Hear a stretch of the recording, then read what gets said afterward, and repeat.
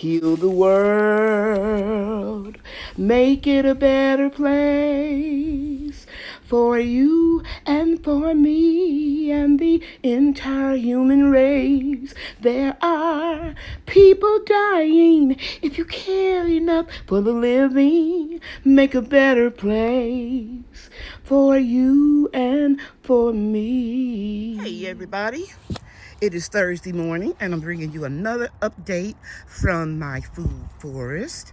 And in my last video I showed you guys that I had planted everything in here except for a few plants, and I'm going to show you the segment that I taped with Brian and Bria, because we planted a couple plants in their name. And yesterday I finished this bed, with the exception of putting those two marigolds over there this morning. And last night it was 43 degrees. I left the panel open on the greenhouse because I have been waiting patiently for the spring and preparing my seedlings for the strong winds that we get in Texas by keeping a fan on them. So you can see the movement and you see some yellowing, but they are tough. They're tougher than they look, and they will be okay. And I still have a lot of seedlings left to plant, but I'm going to share with you in this video the seeds that Bria and I broadcasted a few weeks ago. I'm going to share with you how I uncovered the straw mulch and revealed a nice surprise with my strawberry plants. And I'm going to show you some plants that I transplanted that are cold hardy, like my lettuce and marigolds in a grow box. And well, let's just get started, okay? I'm glad you're here. So I hope if you like this video, you'll give me a thumbs up, okay? Please excuse all of my dust, compost containers like over there. All of that is going to be cleaned up. In fact, my two grandsons, I have 4 granddaughters and 2 grandsons, and they are 7 and 8 years old, and they are going to come over tomorrow and help me get rid of a lot of the debris and weeds and things like that. We're gonna steep the weeds in a 5-gallon container, maybe about 3 or 4 of those buckets with rainwater, and then we'll use that to water our plants, because believe it or not, if you're new to gardening, weeds can make an excellent tea if you let it ferment for a while, a week or 2 or longer, because the longer you let it steep, the stronger the nutrients will be in that water, and you can water your whole food forest, your trees, your bushes, your plants, everything, okay? All right, let's get started. Let me show you again the 2 raised beds, and I have the ability to use PVC pipes. Dirt under my fingernails. I'm gonna cut that out. No, I'm not. I'm gonna live like a real gardener. These PVC pipes, they've been in here for years.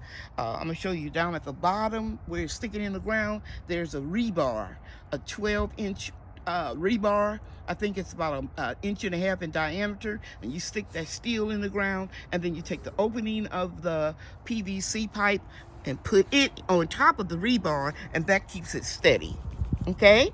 And I have a lot of different type of plastics, frost cloths, and everything. So if the temperature is expected to be below 40, I'll cover them up. But as long as it's not going to be below 40 degrees, they're going to have to be strong and survive. Okay, let's get started. The first thing I want to show you is the tatsoi. It is doing remarkable. Bria and I broadcast these seeds a few weeks ago. Now, in some areas, it's a little bit denser than others. So what I'm going to do, and I'll demonstrate for you, I'm just going to use my fingernail, but usually I use like a little fork, and I broke that off. That's okay. I can put that in the salad. I'm just going to scoop up one. See that? And I'm going to pick it up. And actually, it's 2. I'm going to put a little hole right there. And I'm just going to put that right there in the hole. And then I smash it down. And here's the other one. And we'll take it and we'll put it right here.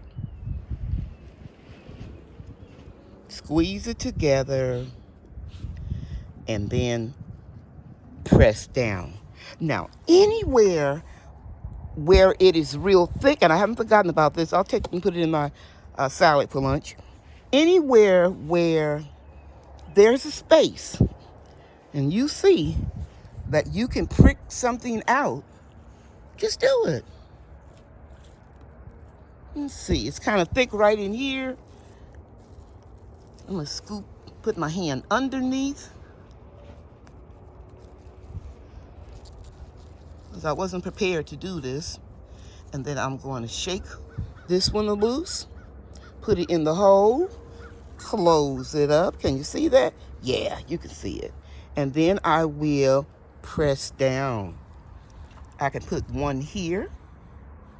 So we're going to shake it loose, put it down in the hole, squeeze it together gently, and then get it between 2 fingers or more and press down. Let's put some right here. I'm going to go faster. 1, 2. So here's one. It's bigger hole, so I'll put it right there. Push it down. Close it up and press down. Here's one. See it? And it's real windy out here, and my skin gets real dry when I'm out here working. And I don't wear gloves that often unless I'm working with the wet potting mix. And that's it, guys. Now, I'm going to come out here and do more of these, but I want to demonstrate that to you. Now, let's go over and look at the second box. So the wind, you can tell, comes from the east, this way. And it pushed the seeds all in this area right here. It pushed them over here, okay? So what I can do to remedy that is I'll start making a few holes. 2, 3, maybe one here, 4. And I'll get this one right here that's close to the edge, dig it up gently and drop it in. See that?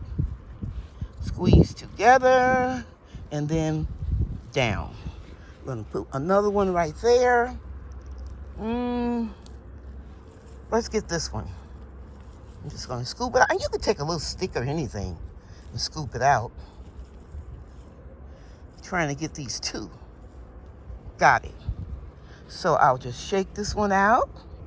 Move that little piece of stick out the way.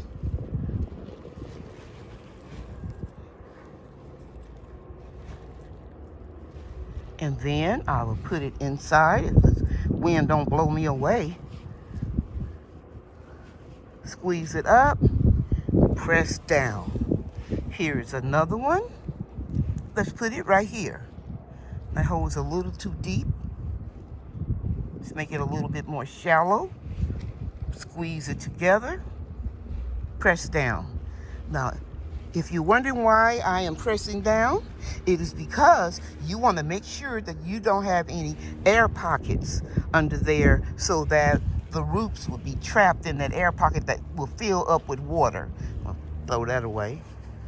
And then it'll cause root rot, okay?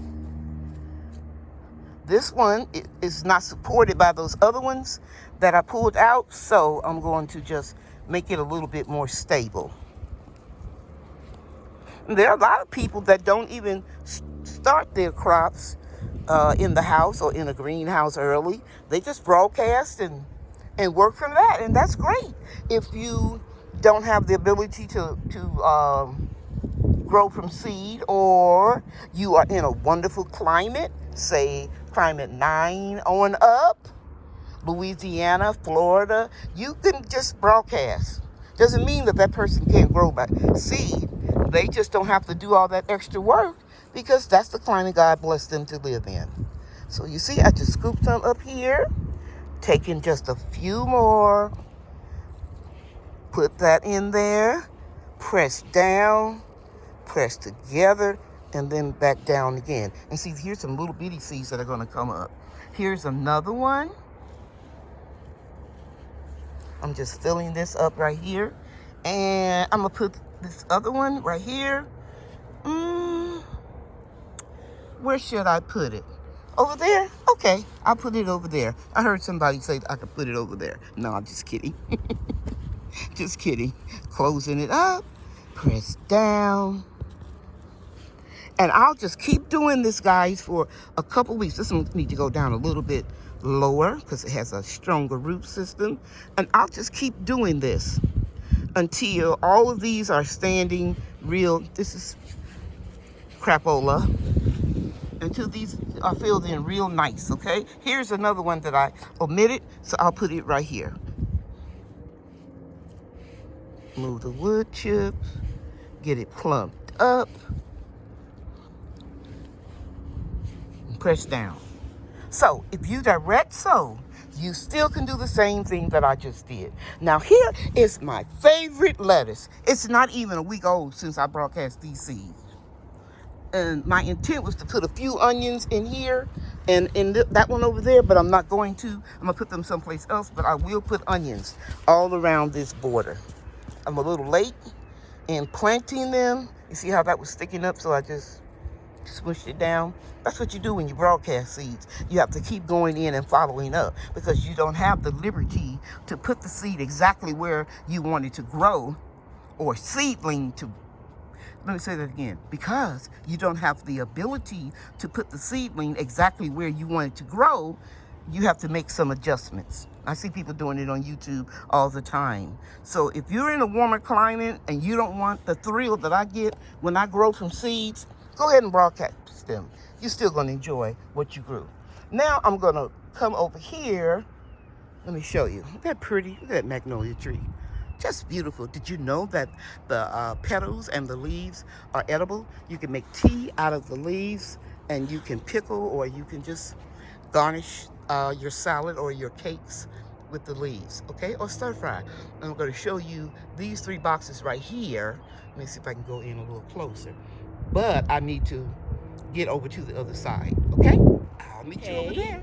Okay, yesterday I put a marigold seedling there, and then one here, and 2 white lettuce. These are going to be a real light colored lettuce. Let me pull it back because I didn't reset my camera. Let's go back to normal. These are going to be on the angle, and then I thought it would look pretty as they start filling in. That would be pretty with the marigolds. I had to do a voiceover because the wind was just too high and I couldn't hear my own self. Yesterday, I removed that Swiss chard that had been growing all winter, and I just dug a nice clump of it up, and I put 2 of them right there in that middle grow box to see if they would not go into shock.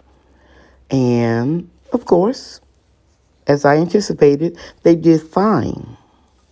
Okay?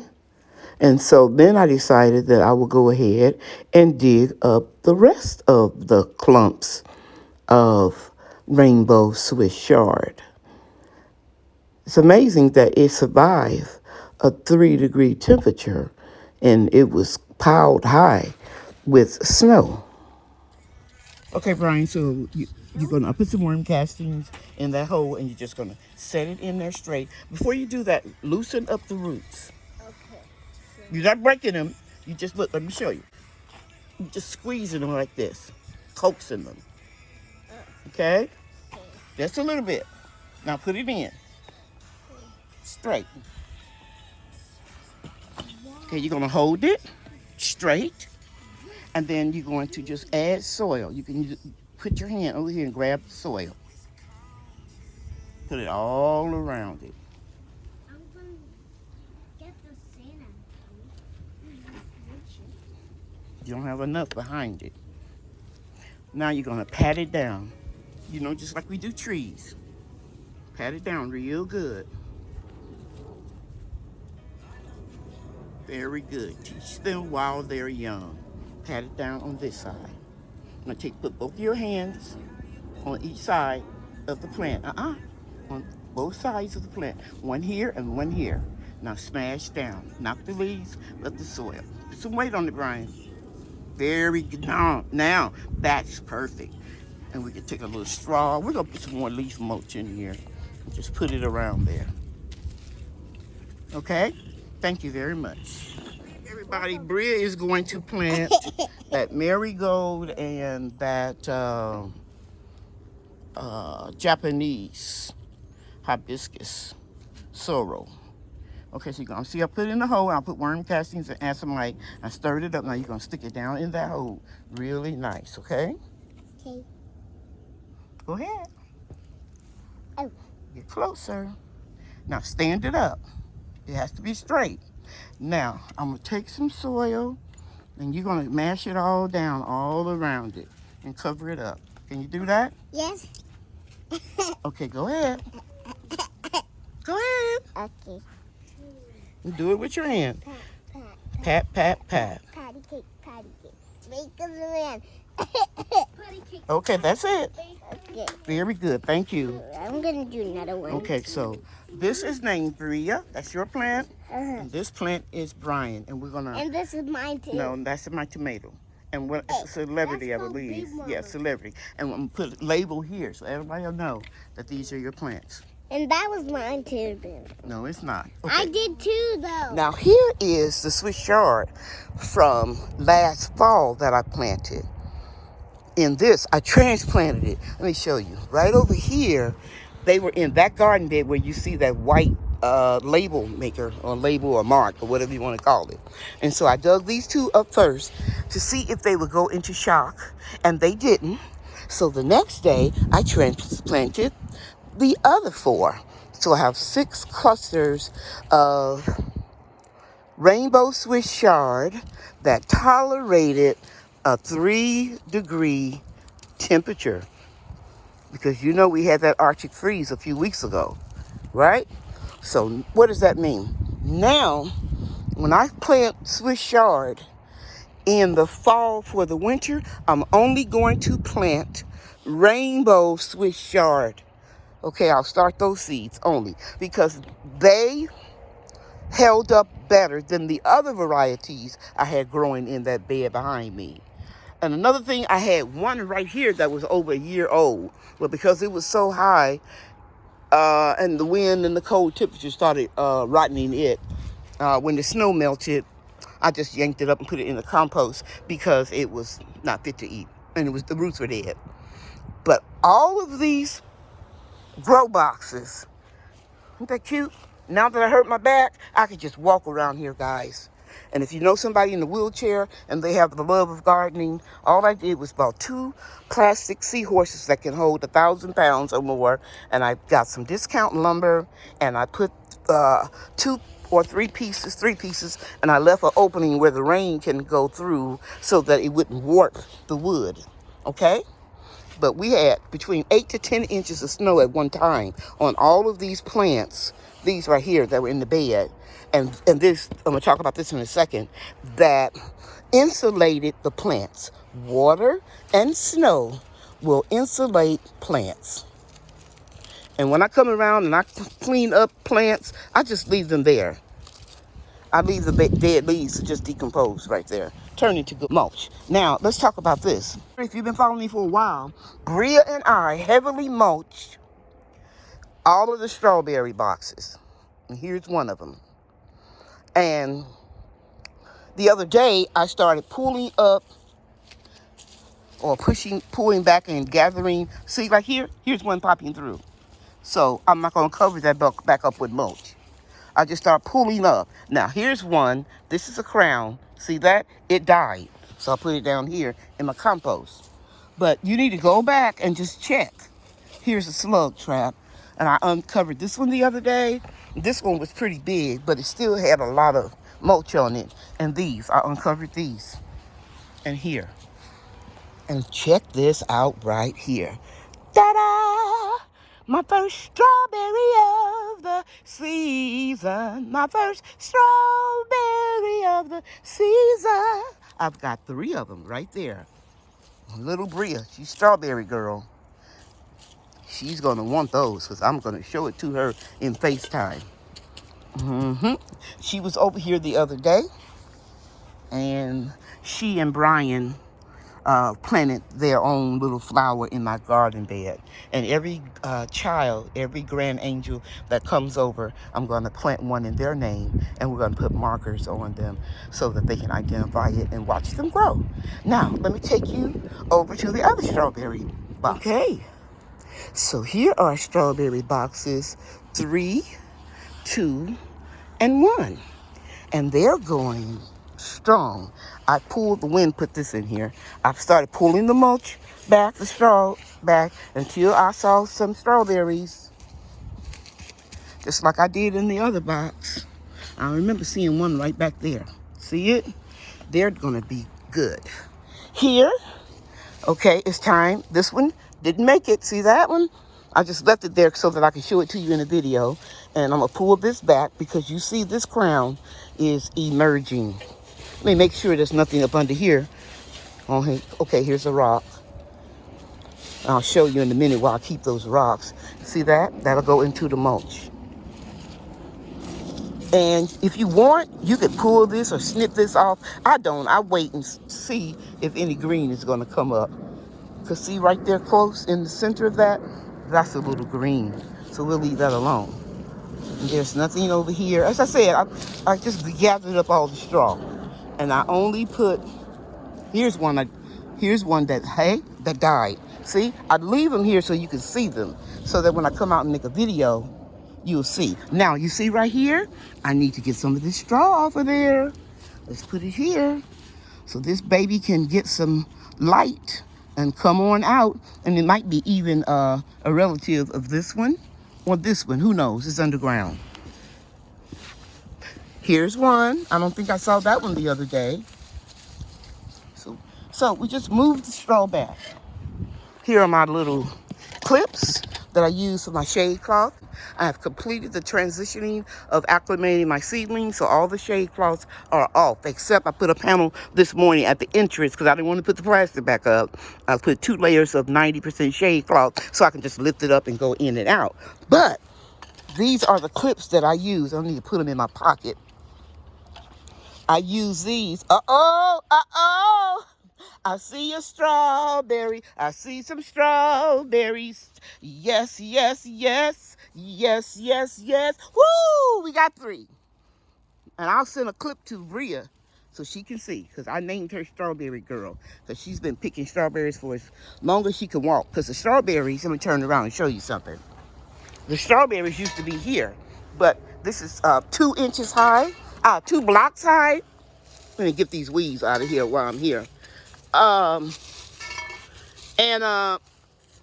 They kept getting riddled with slugs.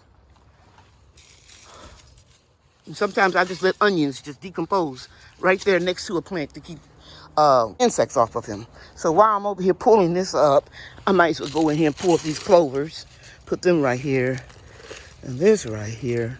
And this is that nut grass. And you got to get way down in that bugger. And see, and you got to get that root. And I think it broke. But that's okay. When it comes up again, if it comes up again, I'll get it. All of that'll go into the compost. So as I was saying, I have 3, 1, 2, 3. We got 1, 2, 3. You see that? 4, 5. 6, 7, 8, 9 strawberries. So what does that mean I need to do? You're right. I'm going to give them some comfort tea probably tomorrow because the ground is still real moist from all of the rain we got in the last couple of days. Now, let me show you these. These are little rocks that I bought from an artist on eBay, and she paints them. And this is something I could do with my grandchildren, but honestly, guys, I don't have the time. But what happens when the birds start coming back, if they're not afraid of the owls, they start pecking on these. And then they get psyched out and they don't come back because they think these are the strawberries. Does it work? Yes, it does. So we're going to put one here. But before I do that, I'm going to pull back and make sure. See? Something was coming up here. Look. I don't know what happens. The wind might have broke it off, but I'm going to get that straw away from it. And I'm going to put this in the vicinity so I'll know if something should be coming up there. And I think I see a little weed. Yep, and I got the root. And I'll put this right here to remind me that don't forget to make sure that gets some water. And then I guess I'll put this one over here. Not where the owl is, because the owls, they won't come around to the front. Okay. Okay, now there's only one more box that I want to show you. And guys, this is the box that I am most proud of, because after the 3-degree temperature and after we started, the snow melted and I started removing a lot of the mulch, and I took that mulch, by the way, and put it in here. That's where you see the extra little straw mulch. The wind has blown a lot of it though. Then I discovered how many crowns I had. But when I did that to the one that was in the greenhouse, and the lowest temperature in there was 19 because we had a power outage and the heaters wasn't working. Yeah, because of no power. But when I pulled that straw back, it looked like I only had one strawberry plant. Now let me go and tell you what a couple weeks has done to those plants. Ta-da! I'm in the greenhouse. See? Greenhouse. Let me show you these plants. These strawberry plants, these are the ones that I transplanted late fall when the boxes were real full. And I put them in here. And I brought it in the greenhouse because they were the most tender. Look at them. There's only one in here that looks a little weak, and that's this one. But it's pushing up. They're pushing up out of the ground. See that? They're pushing up because they were flat with no life except for this one. And look what I found. So I am absolutely very, very happy. Okay. All right. Well, that's it for today. Again, I hope you enjoyed this video. And if you like it, give me a thumbs up. I hope I shared something that you can use. Okay, everybody. You know I love you, and God loves you too. The end. Thank you for watching, everybody. Bye now.